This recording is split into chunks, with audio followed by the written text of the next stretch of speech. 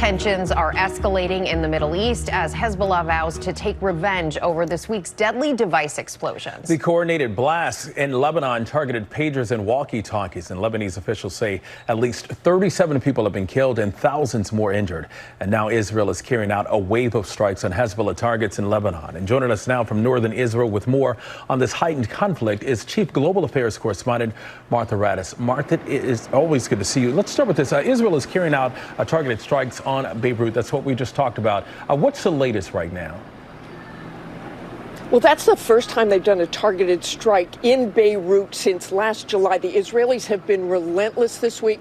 The target in this strike was a high-ranking Hezbollah commander, an operative who they believe was responsible, who the U.S. and Israel believe was responsible for the bombing of an embassy, of the U.S. embassy in Beirut back in 1983, and the bombing of Marine Corps barracks back in 1983 in Beirut as well. More than 200 U.S. Marines were killed in that strike. But think about this, DeMarco and Rebecca, every day this week, the pagers on Tuesday, the walkie-talkies firing into southern Lebanon relentlessly yesterday, and then this targeted strike today. But Hezbollah has certainly been firing back into northern Israel as well. Well, and Martha, as you mentioned there's a lot of history here. And for the last 11 months or so, Hezbollah has been firing rockets out of Lebanon into northern Israel. About 100,000 Israelis have been displaced from their homes because of that. And as people may have seen, 12 children were recently killed on a football field in northern Israel from those rockets. Now we have this round. Does any of this degrade Hezbollah's capabilities in the region? And what does it mean for escalation going forward?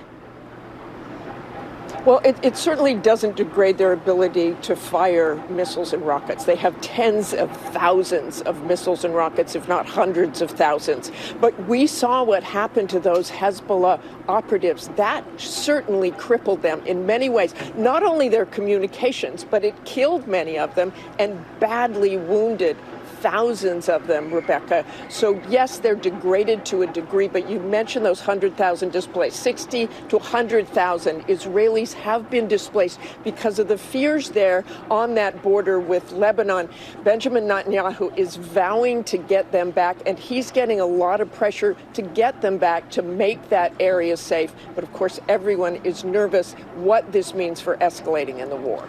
Martha, the leader of Hezbollah says Israel crossed a red line. How much did the U.S. know about this operation ahead of time?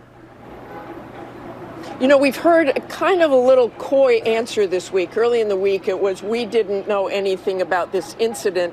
They may not have known anything about the incident, but they were told there was going to be some sort of operation against Hezbollah. But the U.S. says they did not know it was against pagers, walkie-talkies. And in fact, the CIA, our sources tell us, had looked at that kind of operation in the past, but they worried about who else might be killed other than those who were targeted. And that's obviously something Hezbollah has said as well, that the pagers have gone off and killed others as well.